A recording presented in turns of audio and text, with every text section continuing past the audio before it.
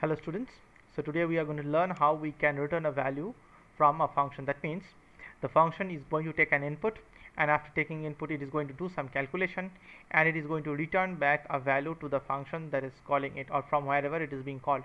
So this particular program is demonstrating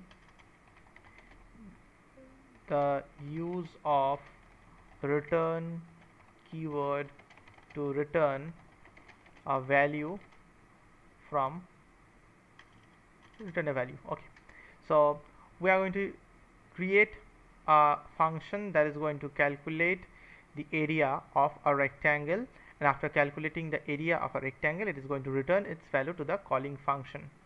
So we are going to define rect underscore area, and we are going to pass length as L and B as breadth over here, and then we are going to calculate the area is equals to length into breadth, and after that we are going to return area. So this is how we return a value. We use a return keyword, and then whatever value we need to return, we just type in the variable name, or even we can do other calculation also. So instead of writing return area, I could have also written return L into B, and it would, whatever the result of the calculation would be, it would be returned to the calling function. So now we are going to take length is equals to, let's take 10, and breadth is equals to, let's take 30, and over here we are going to directly print. So we are going to write the area of the rectangle is, and within the print function we are going to call the particular rect area function, and we are going to pass the values of length and breadth from here. So this is how our program is going to work.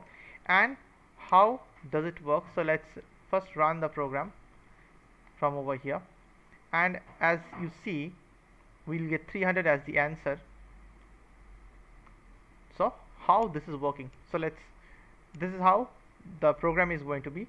Now let's do a step-by-step breakdown of the complete problem that we have over here. So let's start within the function from over here.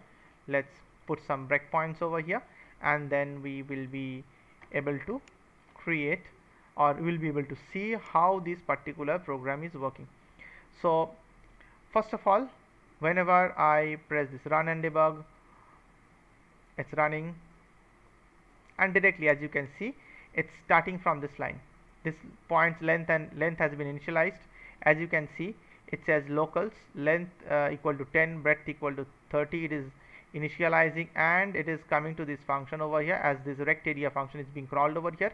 So length as 10 and breadth as 30 is being passed over here to the function, and we'll go click on to the next step. So as soon as we click on to the next step, we are over here, area equal to length into breadth.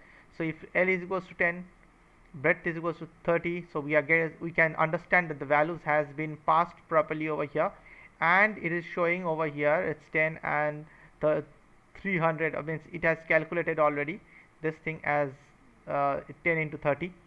And now when we go to area, as you see, its area has been calculated. Now how is this flow of particular program working? So first it comes to line number 6, then to line number 7, then to line number 8, and then it jumps back to this particular line number 2, then line number 3, and line number 4.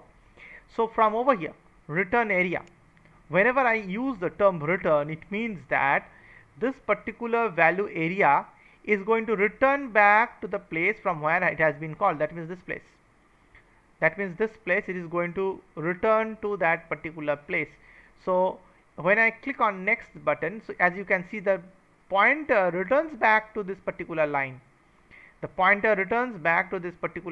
after returning from over here, if I click on the step into value, now as you can see, if I click over here, it is currently showing this particular some value over here, and if I click on again step into, now what's doing, it's printing the area of the rectangle. That is, whatever the value was returned from over here, it's printing that. So therefore this is what we call is returning a value from a function. That is, a function is being called, it is doing its processing, and after processing the data, it's returning the value. Now we have to remember one thing from over here, that return is always the last statement that is written inside a function. Now if I write something after this, if I write print, if I write after return statement over here, now if I point my pointer to it, you will see it says code is unreachable. Code is unreachable. The code is not, means the program will never be able to reach this particular code. Return means, as the return statement is written over here, return means it is going back. It is going back to the previous function. So this line never gets executed. So let's check if we get any kind of error or not, or it just runs like this. So if I click on this, it is going to just run as this line is not going to get executed at all. It is, if I move my mouse pointer over it, it is showing code is unreachable. So it is not going to be, the function is unable to reach at that particular point, because before that there is a return statement, that is, it is going back, it is returning back to the function from where it has been called. So always remember, after you use a return statement, you cannot write any more codes or any more instructions after it, because that is not going to work. Now over here we are seeing the return function returning only one single value. What if we wanted to return 2 values, 3 values, 4 values? Will we be able to do that? Definitely. So this particular function over here, or a return function over here, can definitely return multiple values. So suppose in this particular example, I want to calculate the area only, and not only area of a rectangle but also area of a square.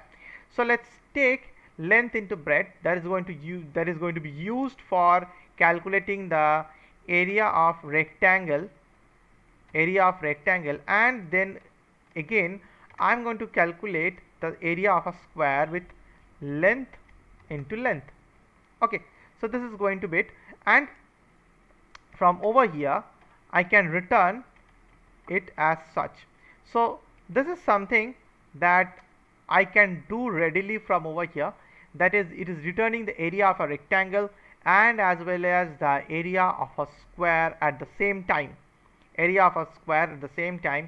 Now we have to remember one thing, that whenever it is returning 2 values, there should be 2 variables also to receive those 2 values. It must be able to receive the 2 values also, otherwise it is just going to print the 2 values in a bracket. So let's check it from over here.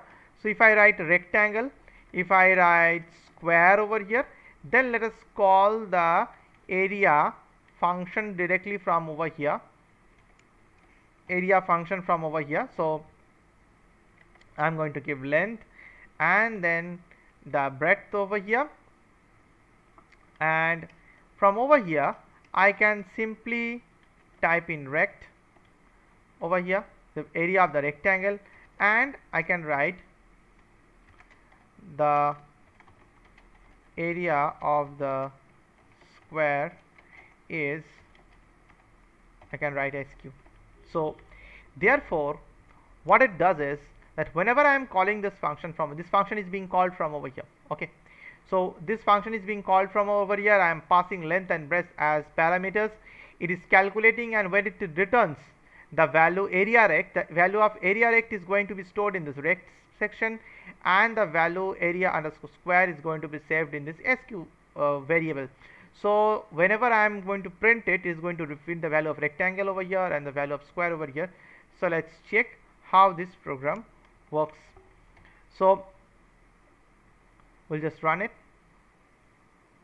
and as you can see, it shows us the particular values as we wanted it. So therefore this is a simple method by using which we can return not only a single value but also multiple values from a function. So this is how we return a function, return a value from a function. Okay,